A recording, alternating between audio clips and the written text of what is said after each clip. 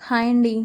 మనం రోజు యూజ్ చేసే షాంపూలు, సబ్బులు, డిష్ వాష్ లిక్విడ్లు మన ఆరోగ్యాన్ని ఎఫెక్ట్ చేస్తాయని మీకు తెలుసా?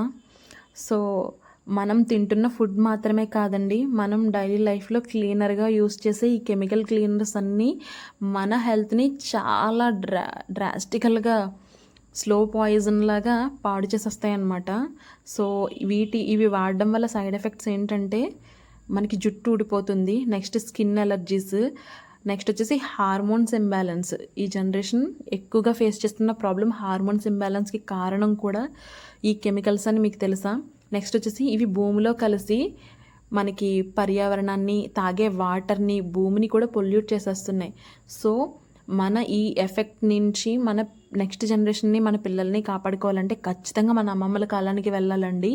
సో ఆ కాలంలో కుంకుడికాయ రసం అనేది 3ంటికి వాడేవారు జుట్టుకి, తలస్నానానికి. నేనైతే చిన్నప్పుడు ఇదే వాడానండి. మీలో ఎంతమంది కుంకుడికాయ రసంతో తలస్నానం చేస్తారో కామెంట్ పెట్టండి. నెక్స్ట్ వచ్చేసి డిష్ వాషింగ్ లిక్విడ్లా కూడా కుంకుడికాయ రసమే వాడేవారు. నెక్స్ట్ వచ్చేసి బట్టలు ఉతకడానికి కూడా వాడేవారు.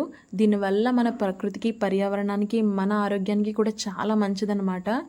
సో ఈరోజే మన లైఫ్లో ప్రతి ఒక్కరూ కూడా ఈ చిన్న మార్పు చేసుకోవాలని నేను ఆశిస్తున్నానండి. సో ఇది కొంచెం ప్రాసెస్ అనేది కష్టమే, నాకు తెలుసు, మీ అందరి మైండ్లోకి వచ్చేది కూడా. బట్ ఈ ప్రాసెస్ని సింప్లిఫై చేస్తూ బోలెడన్ని రెసిపీస్ని అయితే నేను చెప్తాను. ఈ లిక్విడ్ని